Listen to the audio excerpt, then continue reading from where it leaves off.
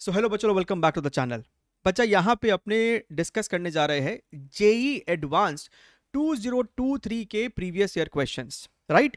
यहाँ पे आज हम लोग देखने वाले हैं इलेक्ट्रोडायनेमिक्स के सवाल। और टोटल आपको 2023 में पेपर 1 पेपर 2 मिला के 6 क्वेश्चन पूछे गए थे इलेक्ट्रोडायनेमिक्स से। So what do mean by electrodynamics?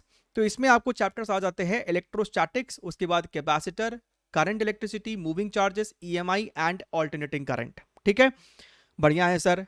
आपको डिस्क्रिप्शन बॉक्स में इसका चैप्टर वाइज प्लेलिस्ट भी मिल जाएगा, यानी कि हमने अभी तक अपने चैनल पे जितने भी एडवांस्ड के पीवाईक्यू सॉल्व किए हैं चैप्टर वाइज, सभी का आपको नीचे प्लेलिस्ट का लिंक मिल जाने वाला है। ठीक है, चलिए तो अपने इसको शुरू करते हैं, एक एक करके अपने 6 सवाल को देखते हैं। ये आपसे सबसे पहला सवाल है, इलेक्ट्रोस्टैटिक्स का सवाल है, पूछा गया था। आप चाहो तो इसको खुद से ट्राई कर सकते हो या फिर सीधे इसका डिस्कशन आप देखिए। बढ़िया है सर। प्रश्न में हमसे क्या कहता है, an electric dipole is formed by two charges plus Q and minus Q located in the X Y plane at 0,2 mm। Units ध्यान से देखिएगा, mm में दिया हुआ है, एंड 0,-2 मिलीमीटर। तो आप देख सकते हैं सबसे पहले आपको जो चार्ज है प्लस क्यू और माइनस क्यू, वो इस प्रकार से अपने को रखा हुआ है। उसके बाद आपने इस प्लस क्यू चार्ज को इधर लेफ्ट साइड शिफ्ट किया है और इस माइनस क्यू चार्ज को इधर राइट साइड की ओर शिफ्ट किया है। ठीक बात है सर, बढ़िया है। The electric potential at point P, और ये पॉइंट पी कहाँ है, बहुत दूर है, 100,100 है, right, millimetre, due to the dipole is V not. जब आपको डाइपोल इस प्रकार से था, इसका डायरेक्शन भी दिखा सकते हैं, माइनस चार्ज से पॉजिटिव चार्ज की तरफ होगा इसका डायरेक्शन। जब आपको डाइपोल मोमेंट इस प्रकार से ओरिएंटेड है, तो इसके वजह से इस पी पॉइंट पे जो पोटेंशियल है वो हमसे कहता है कि वी नॉट है। ठीक है, the charges when moved to this coordinate and this coordinate, what is the value of electric potential at p due to the new dipole? जब आपका डाइपोल अब इस प्रकार से हो जाएगा, राइट, ये जो ग्रीन एरो आपको दिख रहा है, तो अब इसके वजह से आपको नया पोटेंशियल कितना है वी नॉट के टर्म्स में। सर हमने सवाल को पढ़ लिया, सवाल सर समझ में भी आ गया है। सबसे पहले आपको ये सोचना है कि फॉर्मूला कौन सा लगने वाला है। तो भैया पोटेंशियल का फॉर्मूला यहाँ पे इस्तेमाल होगा, पी के divided by R square multiplied by cos of theta. P यहाँ पे क्या है, डाइपोल मोमेंट है, के यहाँ पे आपका कांस्टेंट है, आर यहाँ पे आपका क्या होगा भैया, डाइपोल से इस पॉइंट का जो आपको डिस्टेंस है, यानी कि this one, this is your R. तो अब तुम यहाँ पे एक साफ साफ देख सकता है कि भैया जब आपको डाइपोल येलो पोजीशन में हो, राइट, या फिर आपको ये ग्रीन वाला हो, आपका जो आर है वो दोनों डाइपोल के लिए तो सेम ही है। बढ़िया है सर। सर हमारे लिए आर यहाँ पे सेम है, सर हमारे लिए यहाँ पे के भी सेम है, फर्क पड़ने वाला है पी में और कॉस थीटा में। इतना बात समझ में आया? यानी sir potential is going to be proportional to dipole moment, जो कि आपको होगा charge into separation between them, ठीक है, multiplied by cos of theta. Sir charge भी तो सेम ही रहने वाला है, आप येलो पोजीशन में रहो या ग्रीन पोजीशन में रहो, सर चार्ज तो क्यू ही रहेगा, मैग्नीट्यूड क्यू ही रहने वाला है। तो sir potential is proportional to simply D multiplied by cos theta. हमने यहां तक चीजों को डिड्यूस कर लिया है, बढ़िया है। तो पूरा खेल है आपको डी और कॉस थीटा पता करने में, एंगल पता करने में। डी को अगर हम यहां पे ध्यान से देखें कि सर इनिशियली आपको, सर इनिशियली डी की वैल्यू कितनी थी, let us see over here. Initially अपने को जो सर डी की वैल्यू है वो शुरुआत में कितनी थी, सर यहां से यहां तक 2 mm है और यहां से यहां तक भी 2 mm। तो सर शुरुआत में ये अपने को 4 mm था, और सर फाइनली अपने को डी की वैल्यू कितनी है, finally d2 is equal to how much, ये अपने को क्या हो जाएगा, दिस पर्टिकुलर थिंग। सर ये वाली वैल्यू चाहिए और ये वाली वैल्यू भी चाहिए, दोनों को ऐड कर देने का। तो पता कर सकते हैं ना, सिंपल सा तो बात है। यहां पे आपके सामने एक ट्राइंगल दिख रहा है आपको, क्या अपने को ये ट्राइंगल दिख पा रहा है? बिल्कुल दिख पा रहा है सर। ये जो ट्राइंगल हम कहना चाह रहे हैं, दिस ट्राइंगल, टक टक टक, दिखा? इस ट्राइंगल में ये वाली जो साइड है वो आपको 2 है, राइट। ये जो चीज है, ये जो चीज है, this one is nothing but 1 ना, -1, तो मैग्नीट्यूड तो 1 ही हुआ। तो सर यानी कि ये वाली जो चीज है ये अपने को हो जाएगी √5। तो सर फाइनली जो आपका डी है ये भी सर √5 होगा, तो इवेंचुअली ये भी सर √5 होगा, तो ट्वाइस ऑफ √5 हो जाने वाला है। तो यहां पे हमने लिख दिया है 2√5 mm। अब बात करते हैं अपने यहां पे एंगल्स की। तो सर पहले जो आपको एंगल है cos θ1, आपको शुरुआत में अगर हम ध्यान से देखें, आपका डाइपोल मोमेंट है ये ब्लू वाला जो है, ये जो आपका येलो वाला, ये आपका डाइपोल मोमेंट है और ये आपका R vector. So this is the angle ना, ये 100,100 है, मतलब सर ये भी 100 है और ये भी 100 है, तो ये एंगल तो 45 डिग्रीज हुआ। तो सर शुरुआत में जो एंगल है वो अपने को है 45 डिग्रीज, तो सर ये अपने को हो जाएगा कितना, 1/√2। बाद में अगर हम ध्यान से देखें, जब ये आपका ग्रीन वाला सेटअप है, उस समय आपका जो एंगल होने वाला है that is your this total angle. Sir ये टोटल एंगल कितना हो जाएगा, अगर इस वाले एंगल को हमने यहाँ पे लेटेस्ट से 5 बोल दिया है, तो अब आपको जो एंगल है ना, फाइनल जो आपको एंगल है that is nothing but 5 + 45 degree. क्या मेरी बात समझ में आ रही है? That angle is nothing but your 5 + 45 degrees. बढ़िया है सर। सर ये वाला 5 तो अपने को दिख ही रहा है कि ये 5 अपने को कितना हो जाएगा। इसकी वैल्यू कैसे लिखोगे, तो cos a + b का फॉर्मूला लगाइए। This is nothing but your cos 45 degree का मतलब है 1/√2 माइनस sin 5 डिवाइडेड बाई 1/√2, क्योंकि sin 45 तो 1/√2 ही है। अब बचता है cos 5 sin 5 की वैल्यू, तो इस ट्राइंगल से लिख लो। सर यहाँ पे हमको दिख रहा है cos 5 की वैल्यू है base upon hypotenuse that is your 2/√5, और सर यहीं से हमको दिख रहा है कि sin 5 की वैल्यू आपको हो जाएगी 1/√5। इसको यहाँ पे डालो, this is equal to how much, cos 5 की जगह अपने लिखेंगे यहाँ पे 2/√5, और नीचे में अपने को √2 है, माइनस sin 5 की जगह हमने लिखा है यहाँ पे again this particular fellow. Clear है? तो ये अपने को निकल के आ रहा है इवेंचुअली 1/√2 इंटू √5। अब अपने पास सब कुछ है। नाउ अप्लाई प्रोपोर्शनैलिटी वाला कॉन्सेप्ट। तो sir V2/V1 is equal to d2/d1 cos of θ2 upon cos of θ1। अपने को सर V2 की वैल्यू चाहिए, V1 की वैल्यू V0 है। V1 क्या है? Initial potential. सर D2 की वैल्यू अपने पास है 2√5। यूनिट को चेंज करने की जरूरत नहीं है मिलीमीटर को, क्योंकि ऊपर भी मिलीमीटर नीचे भी मिलीमीटर। और D1 अपने आप को दे रखा है 4 मल्टीप्लाइड बाई cos of θ2, यानी कि दिस एंटायर थिंग। यहाँ पे θ2 क्या है? This total angle is θ2, 5 + 45 degree is θ2। तो ये अपने आप को इतना दे रखा है, तो नीचे में आपके पास बेसिकली √2√5 आ जाएगा। और cos θ1 डिनोमिनेटर में था, तो भैया √2 अपने को यहाँ पे ऊपर चला जाएगा। तो अगर हम ध्यान से देखिए, √2 से √2 मरा, √5 से √5 मरा, 2 से 4 मरा, तो ये 2 बन गया। यानी कि सर यहां से अपने को आ रही है V2 is equal to V0/2। देख लीजिए, कोई भी तकलीफ नहीं होना चाहिए, यानी सर ऑप्शन नंबर बी सही जवाब। अब अगर कोई बच्चा मेरे से बोलेगा कि सर ये सवाल को रेट कीजिए, सवाल आपको बिल्कुल मीडियम कैटेगरी का है। सवाल लेंदी हो सकता है, आप उसको लेंदी कह सकते हैं, क्योंकि आपको पेशेंटली एंड तक इसको सॉल्व करना है, अदरवाइज सवाल डिफिकल्ट तो कदापि नहीं है।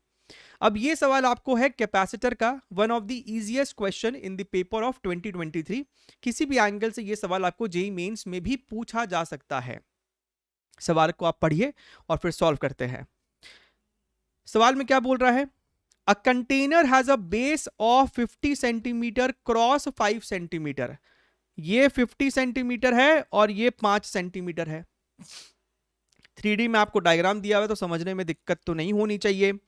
हाइट इसका 50 सेंटीमीटर है। It has 2 parallelly electrically conducting walls each of 50 cross 50। तो बेसिकली आपको ये दीवार के बारे में बताया जा रहा है। And blah blah blah, the container is being filled with a liquid of dielectric constant K, यानी कि सर K की वैल्यू 3 है, right, at a uniform rate of इतना। तो आप इसके अंदर ना लिक्विड फिल कर रहे हो, और आप लिक्विड फिल कर रहे हो विद दिस रेट, इतना वॉल्यूम पर सेकेंड आप इसमें लिक्विड भरते जा रहे हो। तो लिक्विड भरोगे तो लिक्विड की हाइट इसमें बढ़ रही है। हमसे पूछता है कि 10 सेकेंड बाद बताइए कि पूरे सेटअप का कैपेसिटेंस कितना है, राइट। अब तुम खुद सोचो कि 10 सेकेंड बाद इस लिक्विड के लेवल का हाइट कितना है वो हमको जानने में रुचि है। तो हमने बोला कि मान लीजिए कि लिक्विड का लेवल का हाइट इतना हो गया है, ठीक है, यहां तक लिक्विड अपने आप को भर लिया है इस समय। तो लिक्विड का हाइट कितना है कैसे निकालेंगे जनाब? 10 सेकेंड में टोटल कितना वॉल्यूम लिक्विड आपने डाल दिया अंदर? तो sir this is your volume पर सेकेंड। इस चीज को अगर 10 सेकेंड से मल्टीप्लाई करेंगे तो टोटल वॉल्यूम ऑफ लिक्विड अंदर का आ जाएगा, and that should be equal to height multiplied by 5 multiplied by 50। ये तो कोई दिक्कत नहीं है। तो sir this is equal to height multiplied by 5 multiplied by 50। यहां तक कोई भी कष्ट होना ही नहीं चाहिए जीवन में। तो सर ये अपने को निकल के आया है 10, यानी कि sir height is equal to 10 centimetre. अब तो सर ये सवाल बन गया है नॉर्मल कैपेसिटेंस का।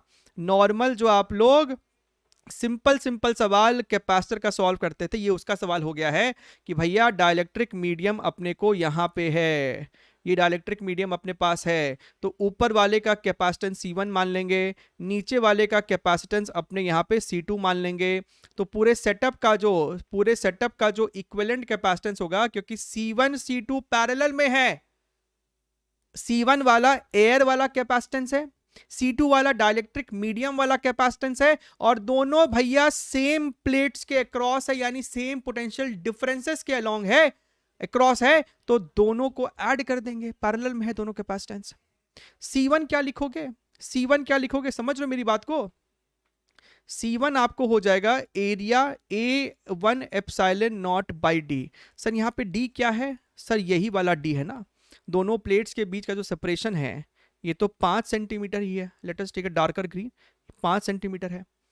A1 क्या होगा? A1 होगा ये वाला एरिया, समझना, A1 होगा ये वाला area. So this fellow is A1, this fellow is, अच्छा ये अपने हवा वाली बात कर रहे हैं ना, तो A1 आपको हो जाएगा इसके ऊपर वाला, ये वाला जो चीज है अपने को ये A1 है, ये अपने को A1 होगा, और जो बचा हुआ है ना साइड वाला वो A2 होगा। This is what is your area. अब A1 कितना होगा? Sir what is the value of A1? तो अगर हम यहां पे ध्यान से देखें, ये वाली चीज ये अपने को निकल के आई थी 10 सेंटीमीटर, तो बाकी जो बचा है वो अपने को हो जाएगा 40 सेंटीमीटर। समझ में आया? तो सर 40, राइट, ये हाइट 40 है और ये वाली चीज 50 है, तो A1 आपको हो जाएगा 40 इंटू 50, यानी sir 2000 multiplied by 10 to the power -4, which is nothing but 2 into 10 to the power -1 metre square. And what is the value of A2? A2 sir ये नीचे वाला हो जाएगा, तो सर ये हो जाएगा अपने आपको 10 मल्टीप्लाइड बाई 50, तो ये सर हो जाएगा 500 into 10 to the power -4, which is nothing but 5 into 10 to the power -2 metre का स्क्वायर। क्लियरली सारे डेटा को लिखते चलिए, इसी में ही दिक्कत होता है नहीं तो। प्लस C2 है डाइलेक्ट्रिक वाला, तो K into A2 epsilon naught by d. अब यहाँ पे क्या ही बात है, एप्सिलॉन नॉट बाई डी को कॉमन खींच लो, this is your A1 into K plus A2, K into A2, right. Now epsilon naught की वैल्यू कितनी है प्रश्न में दे रखा है, 9 into 10 to the power -12 divided by d, आपको यहाँ पे 5 सेंटीमीटर है, तो 5 इंटू 10 टू द पावर -12 -2 कर दो, ब्रैकेट। A1 की वैल्यू अपने पास है यहाँ पे 2 into 10 to the power -1, plus K की वैल्यू अपने पास यहाँ पे 3 है, और A2 की वैल्यू अपने पास यहाँ पे इतनी है, this is equal to 15 into 10 to the power -2, और rather 1.5 into 10 to the power -1। अब अपने को ना इसी को सॉल्व करना और आंसर लेके आना है पिको फैरेड में।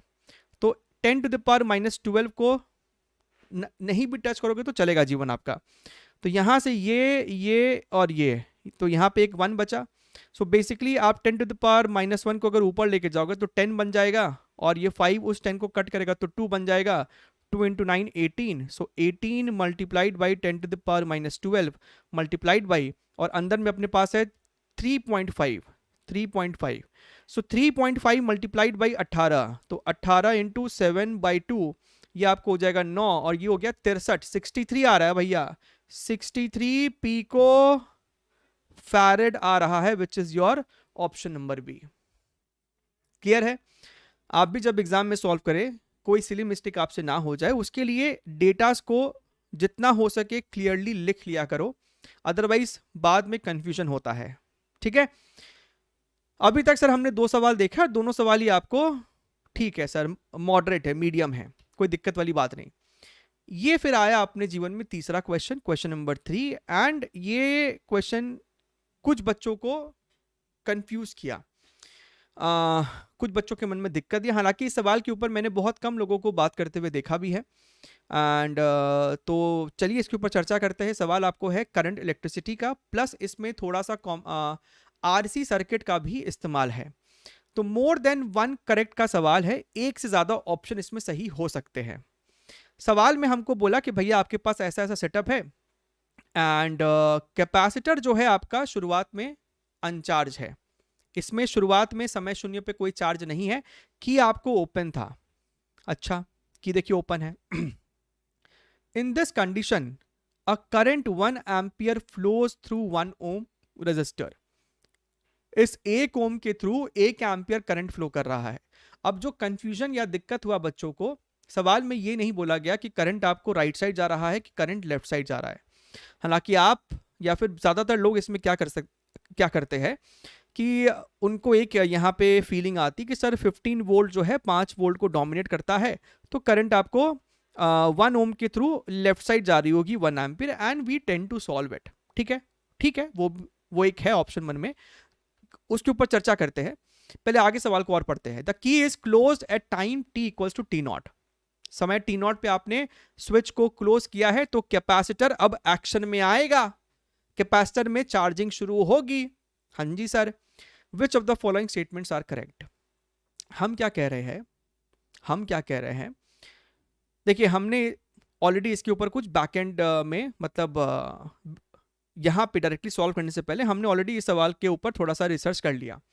तो हम कह रहे हैं कि एक बारी, अच्छा, ऑप्शन ए और ऑप्शन बी अगर आप देखेंगे, the value of resistance R is equal to 3 ohm, यानी हमको R की वैल्यू पता करनी है गिवन द कंडीशन कि आपको ये बताया गया है कि 1 ओम में 1 एम्पियर करंट है।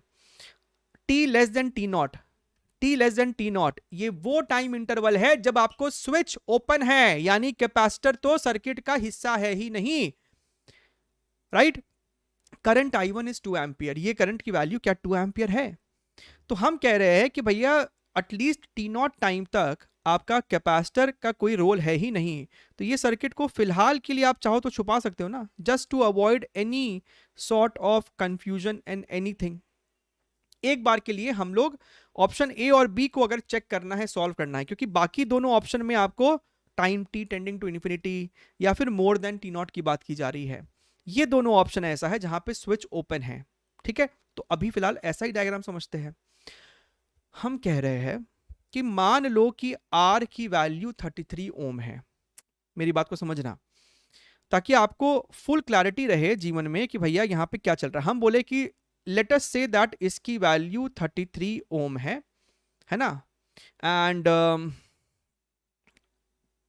ले लो पोटेंशियल, ले लो कुछ, तो आप क्या कर लो, इसकी वैल्यू को अगर 0 पकड़ लोगे तो इसको भी 0 पकड़ लो, इसको भी सर हम यहाँ पे 0 पकड़ सकते हैं, पकड़ लिया सर 0। अगर उसको 0 लिया है तो इसको सर 15 ले लो, इसको सर आप यहाँ पे 5 ले लो, बढ़िया है सर। सर इस पॉइंट का पोटेंशियल हमको नहीं पता है, तो इसको सर हमने x मान लिया, ये भी x है तो सर ये भी x है, तो सर ये भी x है। अब अपने को ये तो भैया जेईई मेंस में भी ऐसे सवाल हम लोग सॉल्व करते थे कि सर यहाँ पे लगा दो KCL।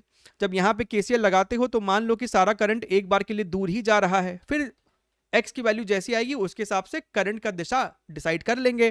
तो यहां जब सर हमने KCL लगाया तो हमने इक्वेशन लिखा x माइनस 5 अपॉन 1 प्लस, करते हो ना, x minus 5 upon 1 plus x minus 15, x minus 15 divided by r, और r की वैल्यू 33 है, एक बार मान लो कि 33 है, प्लस x माइनस 0 अपॉन 3, तो x upon 3 is equal to 0। ठीक बात है सर, गजब, बढ़िया है। अब यहाँ पे एलसीएम लोगे तो 33 ही एलसीएम दिखाई दे रहा होगा, है ना।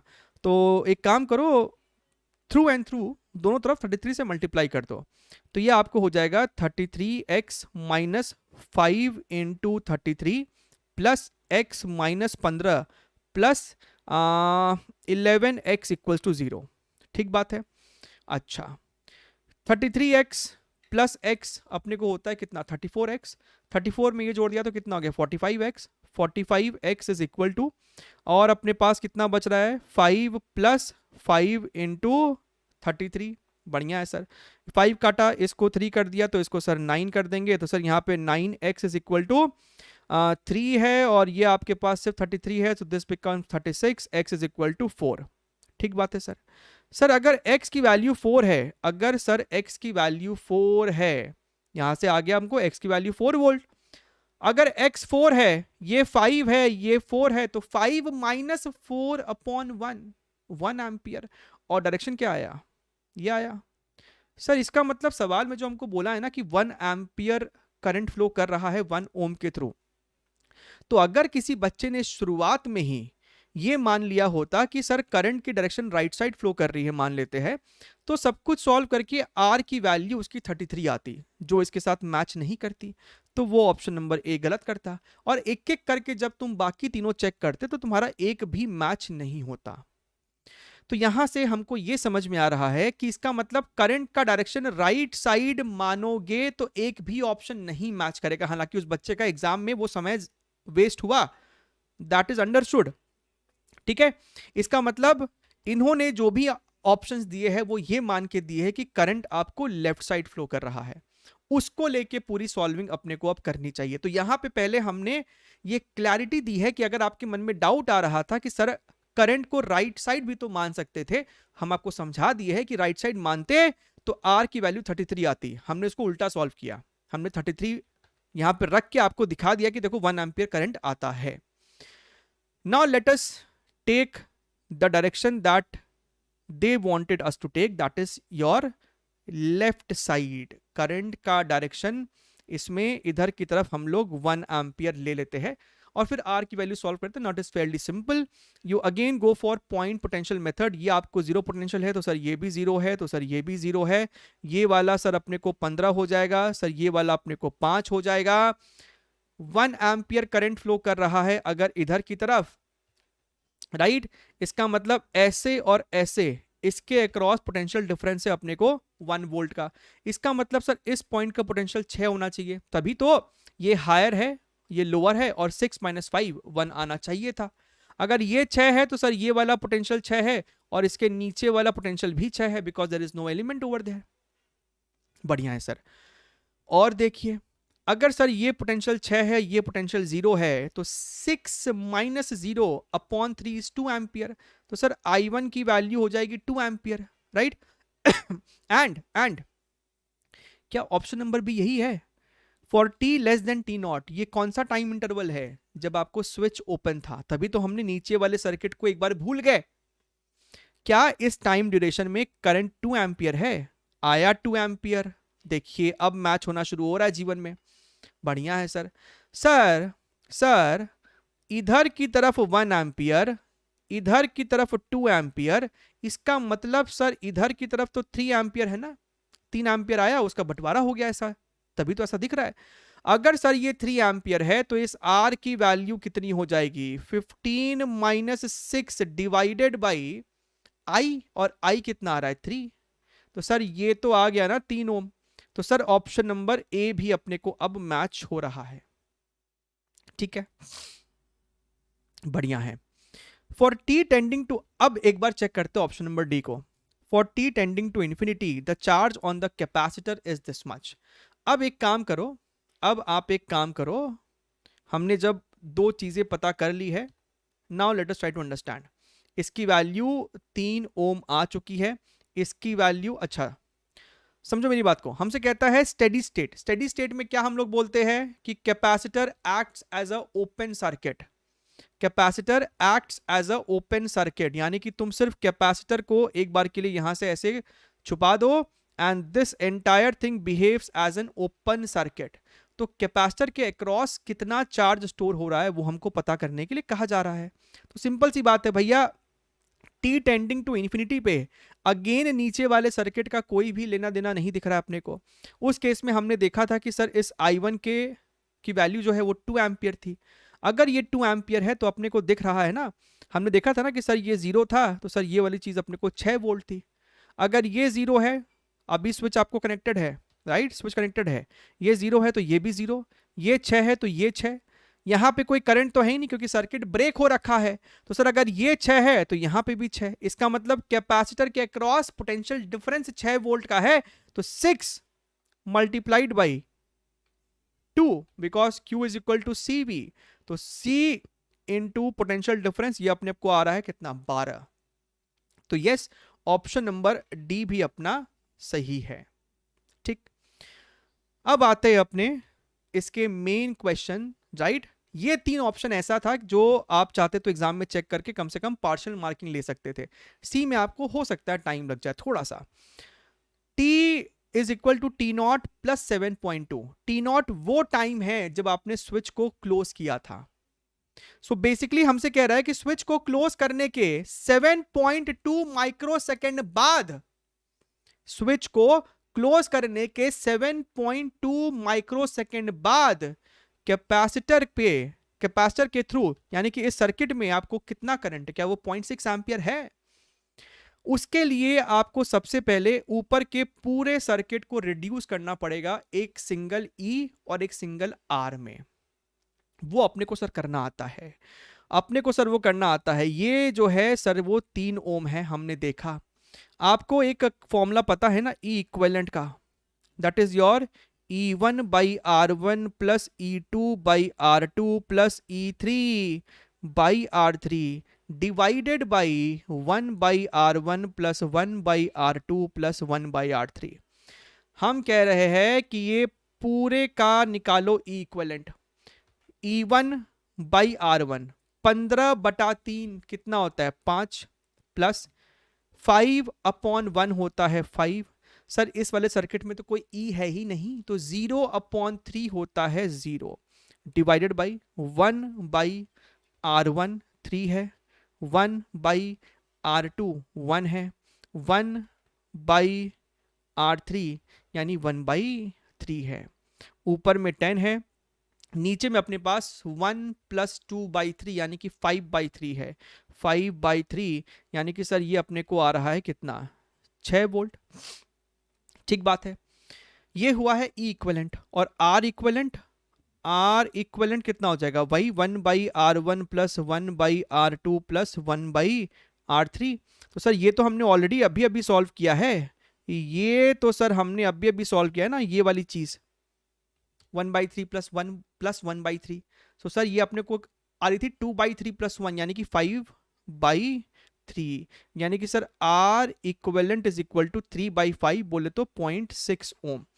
इसका मतलब क्या हुआ कि अब तुम इस पूरे चीज को यहां से हटा दो, इस पूरे चीज को तुम यहां से हटा सकते हो।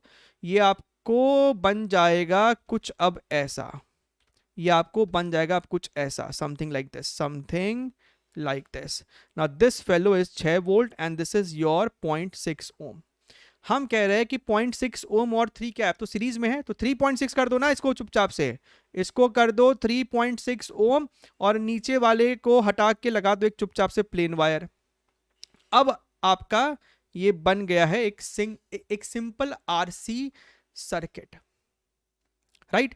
हमसे कहता है इतने टाइम में सर्किट में क्या करंट है, यहाँ पे क्या करंट है। तो सर चार्जिंग के वक्त चार्ज का फॉर्मूला होता था Q is equal to Q naught 1 minus E to the power minus T upon RC। इसको डिफ्रेंशिएट करते थे तो करंट का फॉर्मूला निकल के आता था I is equal to I naught E to the power minus T by RC। बढ़िया है सर। I नॉट क्या है, I नॉट आपको होता है E अपॉन R। E आपको है 6, R आपको है 3.6, राइट। तो ये आपको हो जाएगा 60/36, तो 6 10 6 यानी कि सर 5/3 एम्पियर। एंड अगर हम ध्यान से देखें ये आपको है कितना, 5/3 E to the power minus T by RC। तो E to the power minus T क्या है 7.2 7.2 10⁻⁻6 डिवाइडेड बाई R 3.6 है। अब C 2 माइक्रोफैराड है, 2 इंटू 10⁻⁻6। ध्यान से देखिए तो टक टक टक टक टक e⁻⁻1। लेकिन सर e⁻⁻1 की वैल्यू 0.36 दे रखा है, यानी कि सर यहां से हमको दिख रहा है कि current is equal to 5/3 multiplied by 0.36, right. ये इसको मारेगा तो ये कितना हो जाएगा 0.12, and 5 into 0.12 is nothing but your 0.6 ampere. ओहो सर, ये तो ऑप्शन नंबर सी भी मैच करा दिए। क्लियर एकदम।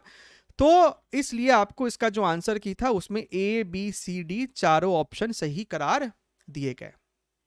ठीक है सर, बढ़िया है। तो ये अभी तक हमने 3 सवाल देखे इलेक्ट्रोडायनेमिक्स के। ये आपका क्वेश्चन नंबर 4 है और यहां से अपना शुरू होता है इलेक्ट्रोमैग्नेटिक इंडक्शन। हालांकि 2 सवाल आपसे यहां पे पूछे गए। ये जो सवाल है ना, ये आपको बेहद स्टैंडर्ड क्वेश्चन है। हालांकि इस सवाल में आपको अगेन डेरिवेशन करना पड़ेगा, लेंदी आप इसको थोड़ा बहुत कह सकते हैं, बट स्टिल कोई बहुत ज़्यादा out of the box thinking वाला सवाल नहीं है। सवाल क्या बोलता है, एक बार पढ़ लेते हैं। कहता है कि आपके पास ये वर्टिकल प्लेन में एक रेल है, ये जो आपका चीज़ है ना, इसको अपने यहाँ पे रेल कह रहे हैं, और यहाँ पे आपके पास यहाँ पे एक मेटालिक रॉड है। इस रॉड का आपको लेंथ 25 सेंटीमीटर है। इस रॉड का मास 20 ग्राम है। रेजिस्टेंस 10 ओम है। मैग्नेटिक फील्ड यहाँ पे आपको आउट ऑफ द प्लेन आती हुई दिखाई दे रही है 4 टेस्ला की। वर्टिकल प्लेन में है तो नीचे में आपको ग्रेविटी भी देखना पड़ेगा। बढ़िया है सर, राइट।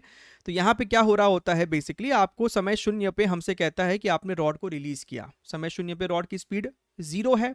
अच्छा, फिर क्या होगा, आपको रॉड नीचे गिरेगा गिरेगा गिरेगा, इसके पास मान लीजिए कोई स्पीड v आ जाती होगी। v के वजह से इस रॉड में एक ईएमएफ पैदा होगा। सर्किट यहाँ पे कंप्लीट है भैया, एक गोल सर्किट कंप्लीट है, रेजिस्टेंस भी है, तो आपको इस रॉड के अंदर हो सकता है कोई करंट आई भी पैदा हो जाए। एक रॉड है, मूविंग रॉड है विथ करंट कैरिंग कंडक्टर, तो इस रॉड पे एक मैग्नेटिक फोर्स होगा, डाउनवर्ड डायरेक्शन में mg भी होगा। आगे जाके हम लोग देखेंगे कि मैग्नेटिक फोर्स ऊपर की तरफ लगेगा इसमें।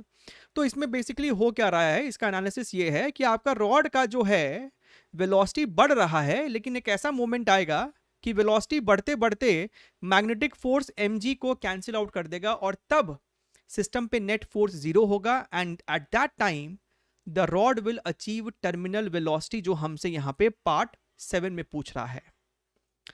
और टर्मिनल वेलोसिटी और समय शून्य के बीच में, यानी कि जब रॉड ने टर्मिनल वेलोसिटी अचीव की और समय शून्य के बीच में क्या कहानी थी, उसके लिए हमको velocity as a function of time derive करना पड़ेगा। तभी हम जाके time t equals to 0.2 seconds पे सारी कहानियों को समझ पाएंगे।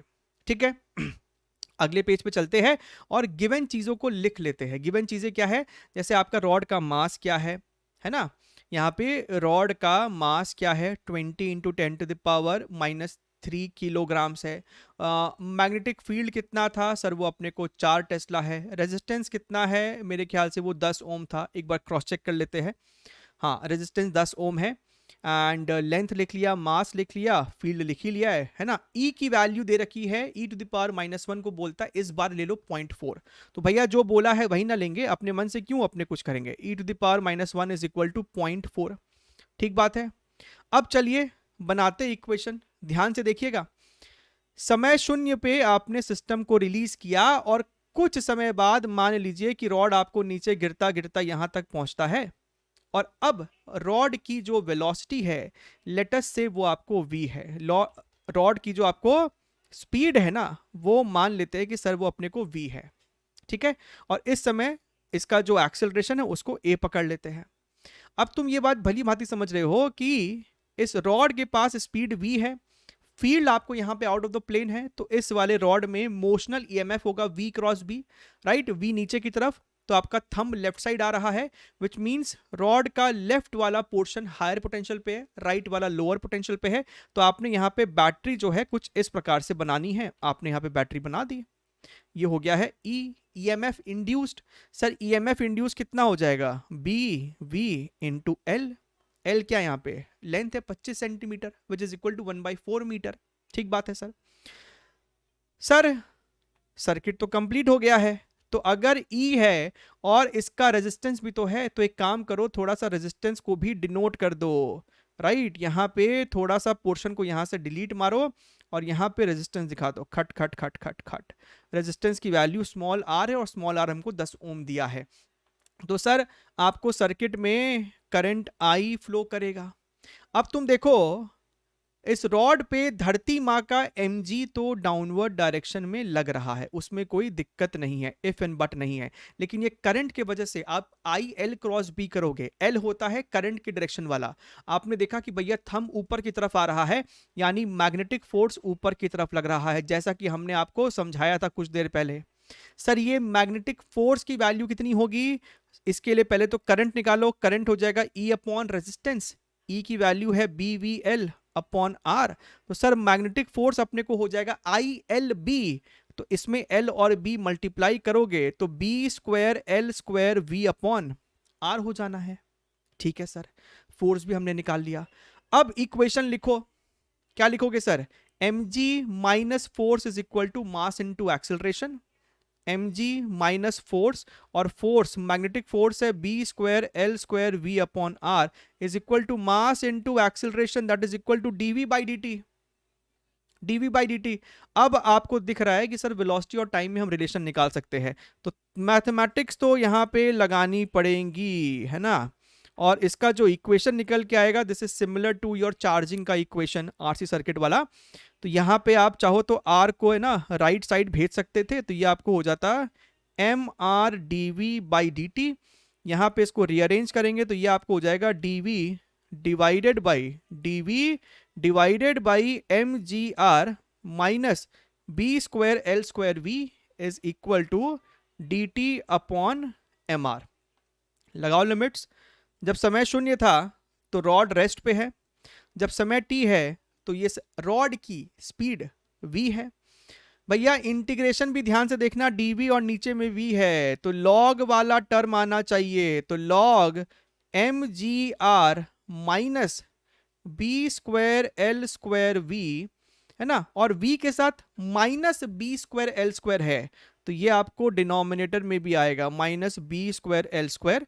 लिमिट यहाँ पे 0 से v है और यहाँ पे इंटीग्रेट मारा, ये तो चुपचाप से t बाई एम आर है। ठीक बात है। देखिए इस वाले टर्म को हम लोग राइट साइड लेके जाने वाले हैं और यहाँ पे हम सीधे लिमिट लगा रहे हैं, और log a minus log b यानी कि log a बाई b भी इस्तेमाल होने वाला है। तो जब हम लोग सारे स्टेप्स को इस्तेमाल कर लेंगे तो mgr minus B square L square V divided by M G R आएगा, और यहां से आपको हो जाएगा minus B square L square T divided by M R. ठीक है, थोड़ा सा जगह खाली करना पड़ेगा, है ना, चीजें यहाँ पे भर गई हैं तो जगह को खाली करते हैं और फर्दर इसको और सिंप्लीफाई करते हैं। भैया यहाँ पे आपका ई है, ई को राइट साइड भेजते तो ये आपको हो जाएगा M G R minus B square L square V is equal to M G R E to the power minus B square L square T divided by M R. तो यहां से अपने को v की वैल्यू दिख रही है, अपने को जो v का इक्वेशन आ रहा है टाइम के फंक्शन में, v is equal to M G R divided by B square L square 1 minus E to the power minus B square L square T divided by M R. बढ़िया है, ठीक है sir, यहां तक तो हम लोग पहुंच गए, हम लोगों को पता चल गया कि सर v का टाइम के साथ रिलेशन क्या है। अब ये वाला टर्म तो सर कांस्टेंट है ना, इसको पता कर सकते हैं क्या, what is the value of B square L square upon M R, पता कर सकते हैं। सर b की वैल्यू 4 है तो 4 का स्क्वायर क्या 16, l की वैल्यू 25 सेंटीमीटर, भैया l इज 1/4 मीटर तो स्क्वायर किया तो 1/16। ठीक है, और सर नीचे में क्या है m इंटू आर, m है आपको इतना, m है अपने को यहाँ पे यहीं पे लिख दो 20 into 10 to the power -3 right multiplied by, और अपने को चाहिए r भी विच इज इक्वल टू 10, तो 16 से 16 मर गया, 100 ये अपने को 5 आ रहा है निकल के। तो sir B square L square by M R है ना 5 है। अगर तुम ध्यान से देखोगे ऊपर में जो आपको यहाँ पे m है और ये एक r है, इसको हम नीचे भी तो लिख सकते थे mr। तो सर ग्रेविटी की वैल्यू 10, इसकी वैल्यू 5, तो 10/5 2, 1 minus E to the power -5t। ये आपको हो गया है v as a function of time. सबसे आसान है आपको s पार्ट को सॉल्व करना, क्योंकि भैया टर्मिनल वेलोसिटी का मतलब होता है t टेंडिंग टू इंफिनिटी पे after very very long time आपको what is that constant speed, t को इंफिनिटी पुट करोगे तो यहां पे सिर्फ 2 बचेगा, मतलब इसकी जो मैचिंग है वो 5 नंबर के साथ होने वाली है, इसकी मैचिंग आपको 5 नंबर के साथ होने वाली है, s की 5 के साथ होगी, यानी सर a और c तो पॉसिबल नहीं है। बढ़िया है। अब t की जगह 0.2 सेकेंड्स तो पुट करो, तब जाके कुछ काम आगे बढ़ेगा। What is velocity at t equals to 0.2 seconds. तो यहां पे जब तुम t को 0.2 पुट करोगे तो ये e टू द पावर -1 बना, जो कि 0.4 है, तो 2 multiplied by 1 minus 0.4 which is equal to 1.2 metres per second. तो sir what is induced EMF at that time, what is induced EMF, ये फॉर्मूला है ना अपने पास, तो E is equal to B की वैल्यू 4 है, speed at that time is equal to 1.2 and length is equal to 1/4। तो sir यहां से तो दिख रहा है कि 1.2 वोल्ट सी है, तो सर इसका मैचिंग जा रहा है 3 के साथ, इसका मैचिंग जा रहा है 3 के साथ, जो कि दोनों में ही दिख रहा था। फिर बात कर लेते हैं मैग्नेटिक फोर्स, फिर बात कर लेते हैं magnetic force which is equal to this much. तो क्या ही दिक्कत है, थोड़ा सा ही तो काम करना है, अब तो कुछ बचा ही नहीं tension. F is equal to B square L square, तुमको पता है b का स्क्वायर करोगे तो 16, l का स्क्वायर करोगे तो 1/16, तो sir b square L square की वैल्यू तो 1 है, तो चुपचाप से v/r।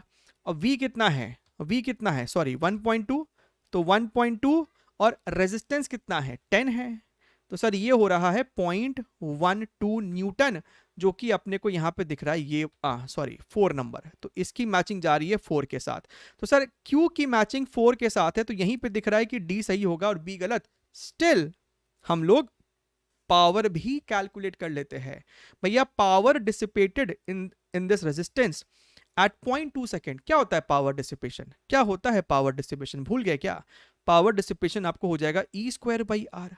सर हमने इंड्यूस्ड ईएमएफ तो सॉल्व कर ही लिया है, इंड्यूस्ड ईएमएफ है 1.2, तो 1.2 का स्क्वायर किया तो 1.44 और रेजिस्टेंस है आपको 10, यानी कि सर 1.44/10 इज 0.14, 2 के साथ मैचिंग हो रही है, ये रहा 2 के साथ मैचिंग, तो है ना आर की मैचिंग 2 के साथ। ठीक है, तो पूरा गेम था बस इसी पे कि आप इस इक्वेशन को निकाल पाते हैं कि नहीं, नहीं निकाल पाएंगे तब तो फिर सॉल्व नहीं कर पाएंगे। ठीक है, चलिए उम्मीद करते हैं समझा है और सीखा भी है। ये सवाल अगेन आपका ईएमआई से है, मोशनल ईएमएफ के ऊपर आपको ये कॉन्सेप्ट बेस्ड है। आप इस सवाल को पढ़े खुद से ट्राई कर सकते हैं या फिर सीधे डिस्कशन इसका देखते हैं।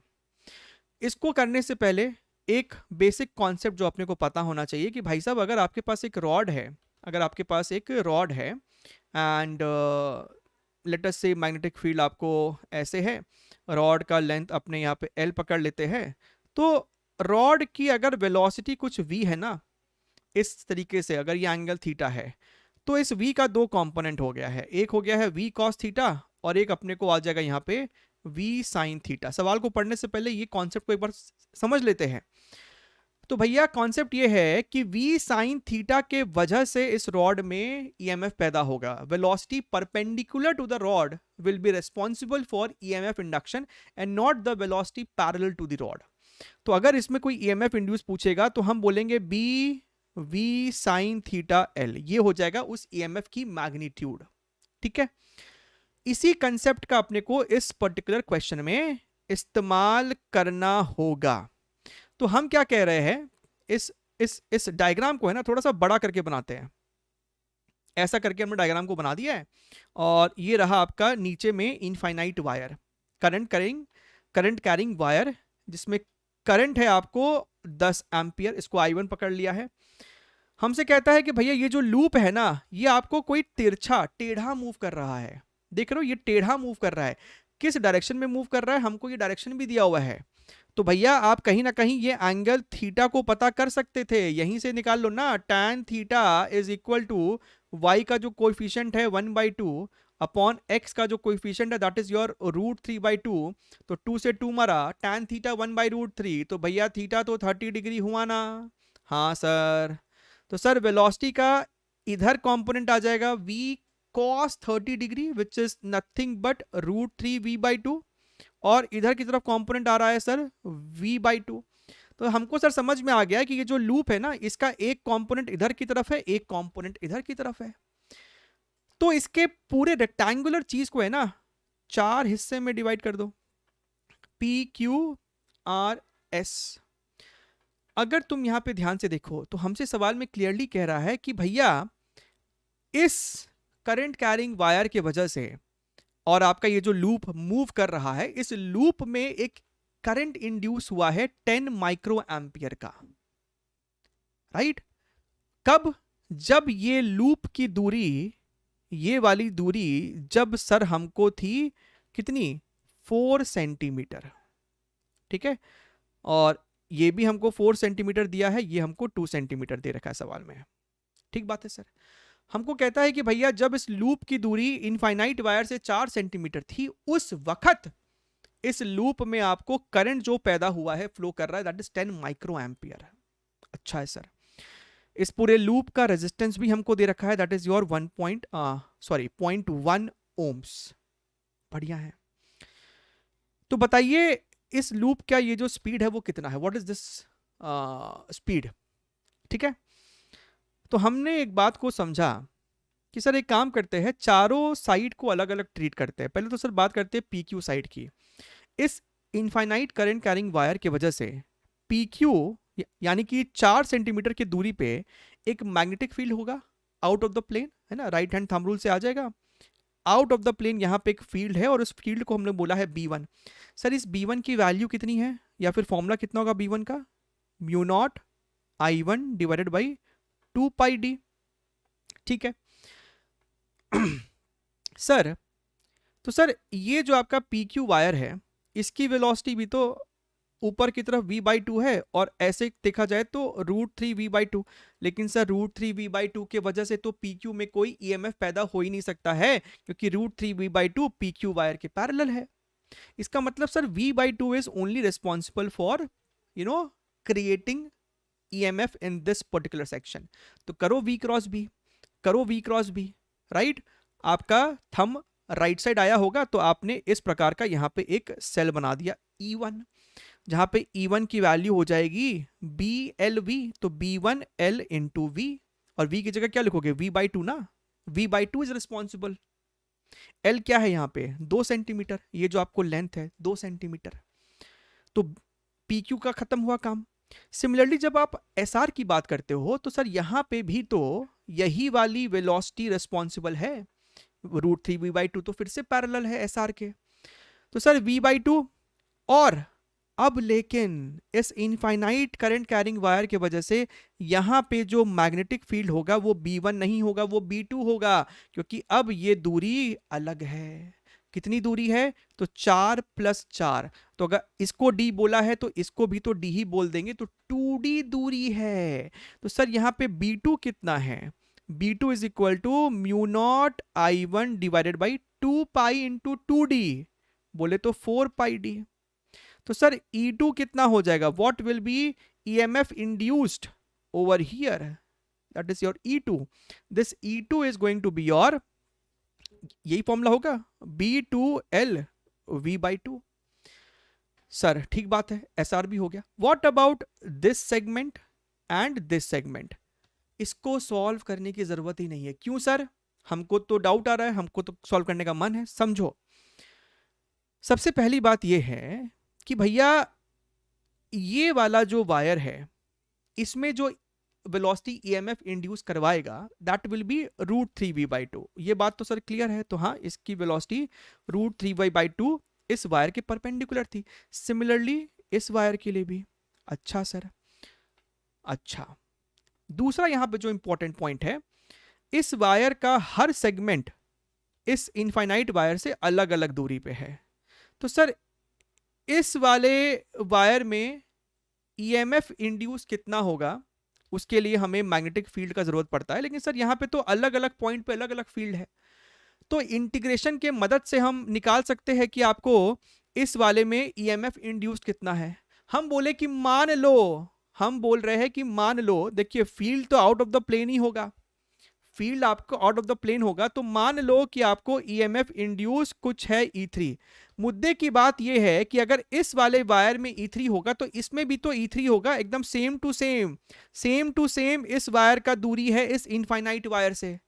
तो मजे की बात यह है कि ये E3 और ये E3 दोनों अपोजिंग नेचर में है, तो नेट दोनों आपस में कैंसिल आउट हो जाएगा, समझ रहे हो। तो इसलिए E3 को दिखाने का मतलब ही नहीं था, इसलिए ये दोनों वायर के साथ बातचीत करने का मतलब ही नहीं था। तो कहानी खत्म हो जाती है यहीं पे। हमको अब दिख रहा है कि भैया E1 और E2 भी अपोजिंग में है, यानी कि इस पूरे सिस्टम में जो आपको नेट ईएमएफ है that is E1 minus E2, और इसके वजह से जो इसमें करंट इंड्यूस हुआ है that current induce is equal to net EMF upon the resistance. तो बस इसी को हमको अब आगे बढ़ाना है। क्लियर है कहानी? अगर ये कहानी क्लियर है यहां तक, तो अब इस डायग्राम की कोई जरूरत नहीं है, अपने इसको रिमूव करते हैं and let us solve this equation. ठीक है, तो अगर हम ध्यान से देखें इसको हम लिख सकते हैं E1 minus E2 is equal to I into R. ठीक, E1 की वैल्यू है इतनी, this is equal to your B1 LV by 2 minus B2 LV by 2 is equal to I into R. और हम क्या कह रहे हैं ना, हम क्या कह रहे हैं, B1 की वैल्यू इतनी है और B2 की वैल्यू इतनी है। अगर तुम ध्यान से देखो तो this B2 is nothing but B1 by 2, दिख रहा है, B1 का आधा ही तो है ये। तो आप इस B2 के जगह क्या लिख सकते थे, आप यहां पे लिख सकते थे B1 बाई 2, राइट। सो ये पूरे को अगर सिंप्लीफाई किया तो B1 L by 4 is equal to I into R आ रहा है, और B1 की जगह आप यहाँ पे ये लिख दो, this is equal to your mu naught I1 divided by 2 pi D multiplied by L into V by 4 is equal to I into R. अब क्या ही बात, अब यहाँ पे डेटा को सब्स्टिट्यूट करो। म्यू नॉट की वैल्यू है 4 pi into 10 to the power minus 7, current की वैल्यू ये वाली आपको 10 है तो 10 लिख दिया है, 2 पाई इंटू डी की वैल्यू भी आपको 4 सेंटीमीटर थी तो 4 into 10 to the power minus 2 multiplied by L आपको यहाँ पे 2 सेंटीमीटर था तो 2 into 10 to the power minus 2, V अपने को सॉल्व करना है, divided by 4 is equal to current induced is 10 micro ampere, so 10 into 10 to the power minus 6 into resistance is equal to 0.1 ohm that is 10 to the power minus 1। तो ये इसको मार दिया, ठीक है। अच्छा, और क्या कर सकते हैं अपने इसमें, 2 इस 2 को मार दिया, 4 पाई इस 4 पाई को मार दिया, सही बात है, बढ़िया है सर, बढ़िया है सर। और क्या कर सकते हैं sir, 10 to the power minus 7 इसके पास आएगा तो यहाँ पे एक 10 बचेगा, वो 10 इस वाले 10 को मार देगा, 10 टू द पावर माइनस 2 इसको मार देगा। तो सर यहाँ से v की वैल्यू अपने को दिख रही है 4 metres per second, and this indeed was the correct answer to this question. Clear, एकदम सिंपल है। तो कैलकुलेटिव थोड़ा बहुत आप कह सकते हैं, लेकिन बहुत ज्यादा टफ आप इनको नहीं कह सकते हैं। ऑल्टरनेटिंग करंट का एक बहुत ही फंडामेंटल क्वेश्चन आपसे यहाँ पे पूछा गया है, आपको इसको सॉल्व करना है, कैलकुलेट करना है, लेकिन हम इसे कभी भी टफ नहीं कह सकते, और एसी से टफ सवाल कभी आते भी नहीं ज़्यादा, है ना। सवाल भी बहुत कम आते हैं, अगर आते हैं तो टफ नहीं होते हैं। सवाल पढ़े, मैट्रिक्स मैच है, कहता है कि a series LCR circuit is connected to a 45 sine omega T volt source. बात समझ में आई? आपके पास एक यहाँ पे इंडक्टर है, एक कैपेसिटर है और एक रेजिस्टर है। यहां पे आपके पास सोर्स है इस प्रकार से, this is your L C and R, and this fellow is nothing but your 45 sine omega T. ठीक बात है सर। 45 क्या हो गया, वी नॉट। हमसे कहता है कि जब रेजोनेंट एंगुलर फ्रीक्वेंसी है सिस्टम पे, right, 10 to the power 5 radians per second is resonance frequency, उस समय करंट एम्पलीट्यूड इतना है। सबसे पहले तो बात समझो, resonance frequency 10 to the power 5 radians per second है। जब रेजोनेंट फ्रीक्वेंसी होता है तब सिस्टम का इम्पिडेंस रेजिस्टेंस के ही बराबर होता है। यानी कि जो आई नॉट की बात की जा रही है वो आपको वी नॉट यानी कि 45 बाई रेजिस्टेंस ही तो हुआ। क्लियर है? कुछ बात गिवन थी तो हमने उसका एक इक्वेशन बना दिया। हमसे कहता है कि जब एंगुलर फ्रीक्वेंसी इतनी है, of course this is not equal to resonant frequency, जब इतनी फ्रीक्वेंसी है तब करंट एम्पलीट्यूड इतना है। L की वैल्यू हमको इतना दे रखा है, तो भैया अगर L की वैल्यू दे रखा है तो C तो सॉल्व कर ही सकते थे। सबसे पहले तो C निकाल लो, काम आना ही आना है, राइट। तो अगर हम यहाँ पे ध्यान से देखें, resonant frequency is equal to 1 by root of LC, right. तो 10 to the power 5 is equal to 1 by root LC। तो यहाँ से अगर हम ध्यान से देखें तो sir LC is equal to 10 to the power minus 10। L की वैल्यू है 50 milli henry, 50 into 10 to the power minus 3 multiplied by C is equal to 10 to the power minus 10। Simplify करो, C इज इक्वल टू कितना आ रहा है, टक टक टक टक टक 2 into 10 to the power minus 9 farad आ रहा है इतना। बढ़िया है सर। सर हमने C की वैल्यू सॉल्व कर ली है, हटा दो इसको, हटा दो इसको, जो चाहिए उतना ही रखेंगे, बाकी चीज़ों को हटाओ यहाँ से जीवन में। सर C की वैल्यू हमने सॉल्व कर ली। अब देखिए हमसे कहता है कि अब एक नई फ्रीक्वेंसी पकड़िए, तो पहले इस फ्रीक्वेंसी पे XL और XC कितना है जानना पड़ेगा। XL हो जाएगा omega into L, omega into L, this is equal to your 4000 ohm, साफ साफ दिख रहा है 4000 है ये तो। और XC अपने को होता है 1 by omega C, omega 10 to the power 4, और C की वैल्यू कितनी आई है अभी तो निकाले हो, अब भी तो निकाले हो, 2 into 10 to the power minus 9। तो इसको थोड़ा सा करना पड़ेगा, ऊपर में आपको हो जाएगा 1000 इंटू 100 डिवाइडेड बाई 8 इंटू 2, 2 इसको मारा तो ये 50 हो जाएगा, ये इसको मारा तो 125 हो जाएगा। सो सर XC की वैल्यू निकल के आ रही है अपने को 6250 ओम। बढ़िया है। तो सर अब इस फ्रीक्वेंसी पे सिस्टम का जो इम्पिडेंस है वो अपने को निकल के आ रहा है R square plus this minus this का square which is equal to 2250 का स्क्वायर। बढ़िया है। हमको सवाल में कहता है कि जब इंपिडेंस ये है तो सर्किट में current amplitude what is current amplitude, that is equal to V naught, that is equal to 45 divided by your impedance. तो ये जो करंट एम्पलीट्यूड है हमसे कहता है कि इतना है 0.05 आई नॉट। भैया 0.05 का मतलब होता है 5/100, मतलब 1/20। तो sir this is equal to I naught by 20 is equal to 45/Z। But sir what is I naught? I naught is this much, 45/20 into R is equal to 45/Z। ओहो हो, मतलब सर Z जो है ना, Z जो है वो 20R के बराबर है।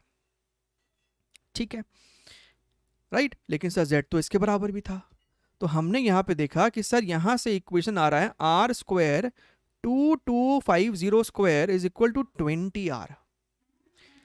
आप दोनों तरफ स्क्वायर मारेंगे, आपने जब स्क्वायर मारा देखा कि R square plus 2250 square is equal to 400R square. भैया जब इसको इधर लेके जाओगे तो 400 माइनस 1 इज 399, तो 400 ही पकड़ लो ना।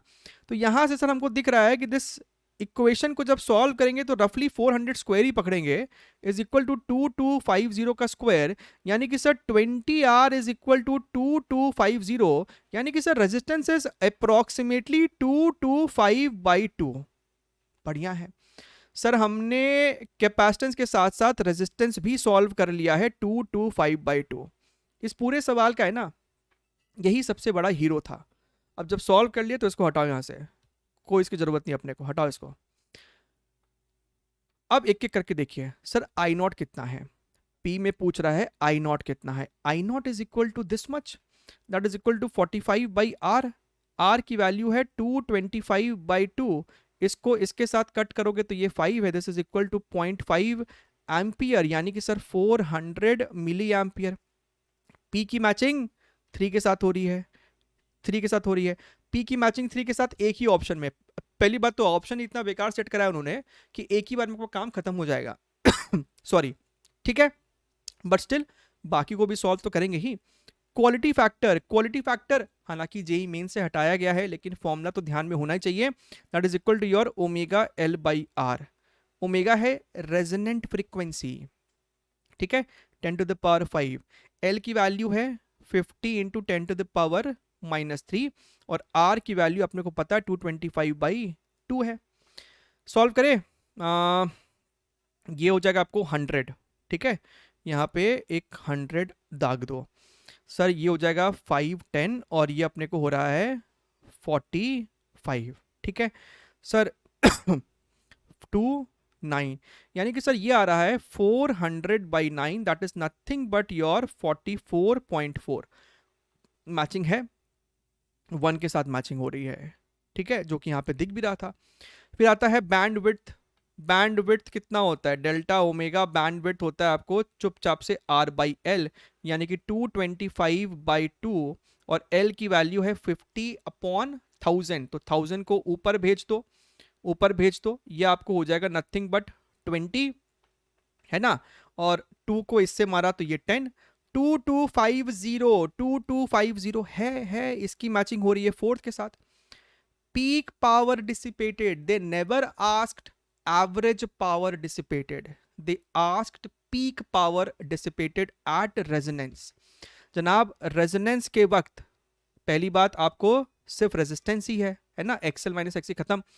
तो यहीं पे अपने को दिख रहा है कि सर जो पीक पावर होगा ना, पीक पावर, तो वो पीक वोल्टेज से आपको डिसाइड होगा। तो V0² R, V0 की वैल्यू 45 है, तो 45 यहाँ पे जगह चाहिए थोड़ी सी, अब वी नीड स्पेस, हटाओ इसको, clear it out, clear it out. तो सर यहाँ पे हम लिखेंगे 45 इंटू 45 डिवाइडेड बाई 225/2। ये कट किया तो 5 और इसको कट किया तो 9, 9 दूनी 18, तो 18 अपने पास है 2 के साथ, है ना, तो ये आपको 2 के साथ था भी, देखा, खत्म। So that's it. चैनल पे नए तो सब्सक्राइब कीजिएगा, और अपने और भी करेंगे 2023 का। तब तक के लिए take care and bye bye.